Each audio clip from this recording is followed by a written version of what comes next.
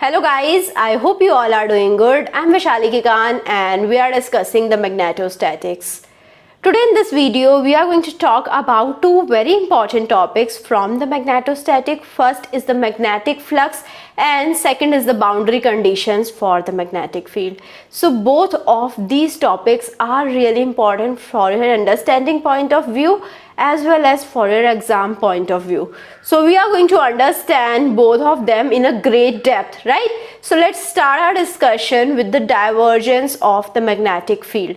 So we all know the formula del dot B is equal to 0, right? Because the magnetic field is solenoidal. I have already talked about this 2-3 times that the magnetic field is solenoidal, and due to this the divergence is equal to 0. We all know for any solenoidal field or any solenoidal vector, its divergence is equal to 0. So I can represent del dot B is equal to 0, and its significance is that the magnetic monopoles do not exist. Like we have the single charge, I can have minus q charge existing in the nature, right, without the plus q charge, right? But here I cannot have north pole which is present without the south pole. So north pole will always be there with the south pole. So it will be present only in the combination, right? Without combination we can never have a single pole, right? So del dot B is equal to 0 and it represents the magnetic monopoles do not exist, and we never had del dot E is equal to 0. So del dot E was not equal to 0, it was equal to rho V. So this represents that I have always and always two poles which are together. North pole is always accompanied with the south pole. So magnetic charge will be having some isolated magnetic pole. Now here we will be having both of the poles together, right? We will never be having isolated single pole, right?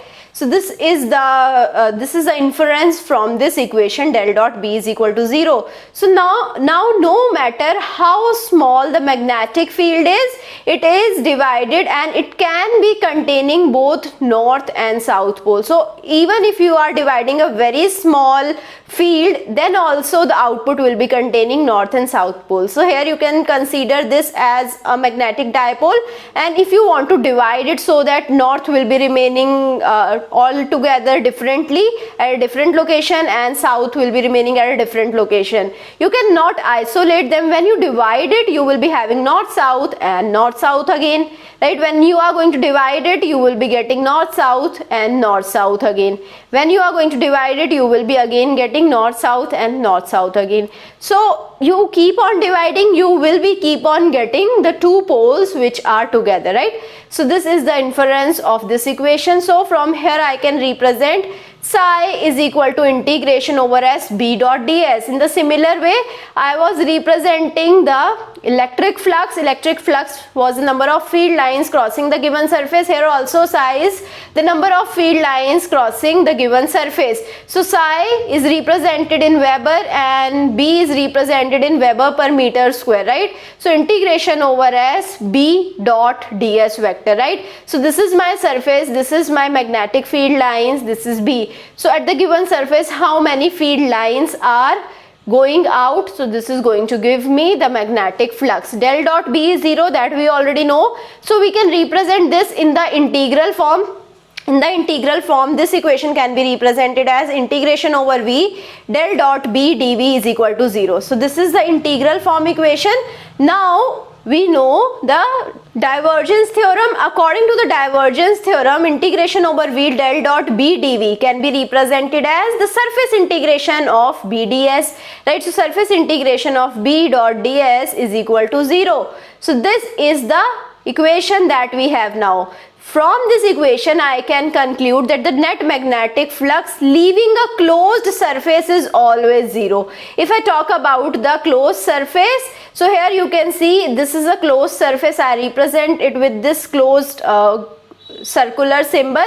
Now here psi was integration of B dot ds. So if I take B dot ds, it is equal to 0 if I have any closed surface. The number of field lines which are going inside the closed surface will be always equal to the number of field lines which are going outside the closed surface. So if the number of field lines which are coming inside is equal to the number of field lines which are going outside, so at that scenario, what will happen? At that scenario, I will not be having any kind of flux. Flux is the total number of field lines, effective number of field lines which is going outside. Here we have understood the field lines which is coming inside is equal to field line which are going outside. So flux will be 0, and it is proved from this del dot B is equal to 0 equation as well. So the net magnetic flux leaving a closed surface is 0.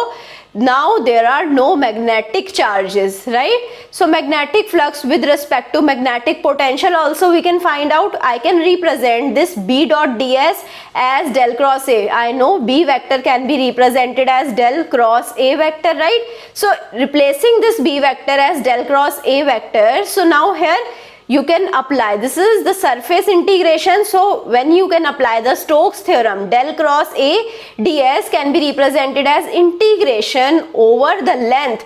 So this is the closed contour integration of A dot dl. So this is how we can represent the magnetic flux with respect to the magnetic vector potential as well. The magnetic flux is equal to the closed line integration of the magnetic vector potential. So I hope you understood how we can find out the magnetic flux. Now coming to the integral form and the differential form equation. We have already talked about the two equations. The first equation states integration of H dot dl over the closed contour integration, so it will be equal to the surface integration of J dot ds. This was the Ampere's law, Ampere's circuital law. We have already talked about it. The second equation was integration of B dot ds over the given surface is equal to 0, and also we know B is equal to mu H vector, right? So these are two equations which are represented as the integral equation. Now we have the differential equations. We have already discussed that how we can convert these equations into the differential form. So the first equation, the Ampere's law, can be represented in the differential form as del cross H is equal to J, right? The second equation can be represented as del dot B is equal to 0, right? So del dot B is equal to 0 is the Gauss's law of magnetostatics. So this is how I can have the integral form as well as differential form. So now which form I will be using for my computations? If I have the integral form, it is more general, right? If you are going for the general equation which can be applied at any point, so you will be going for the integral equation, and then the differential form is valid only at a given point. So the integral form is applied all over the regions of the space, right? And the integral equation is the equation which is used to derive the boundary conditions as well. Now coming to the boundary condition. So what happens? We have the two surfaces. Let's suppose we have this to be any dielectric, this to be any dielectric, right? So here this is having the permeability mu2, this surface is having the permeability mu1. An vector is the normal surface vector, right? So it is always normal to the surface, right? So this surface is like this, so I will be making the An vector like this. From here I will be making An like this, so it will be always normal to the surface. Now what are the boundary conditions for the magnetostatics? The normal component of the solenoidal vector field is continuous across the material interfaces, right? At this interface, my normal component of the solenoidal vector field like B1n, here we will be having magnetic flux density as well as magnetic field intensity.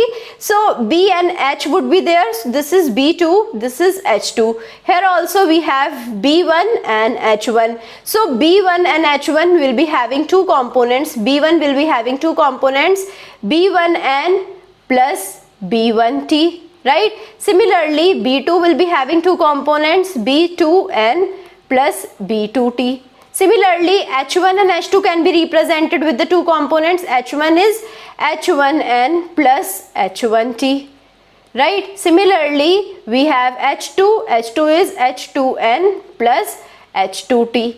So this is how I will be having all of the components. We have 8 components. So according to the first boundary condition, we have the normal component of the vector field is continuous across the material interface. So we have equal normal component. So B1n is equal to B2n.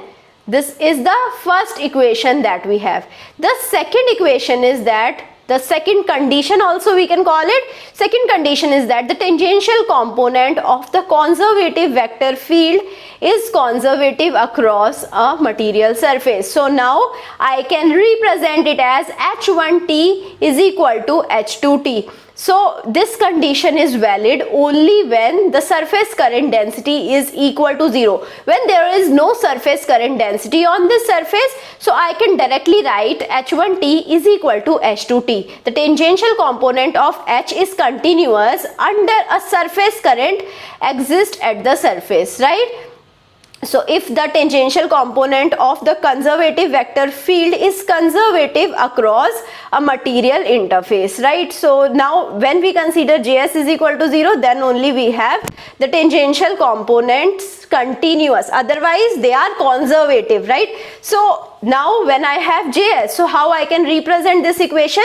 With the help of the normal vector an cap. So an cap will be taking the cross product with H1t minus H2t, and it will be equal to the surface current density. So an cross H1t minus H2t is equal to Js when the surface current exists at the interface.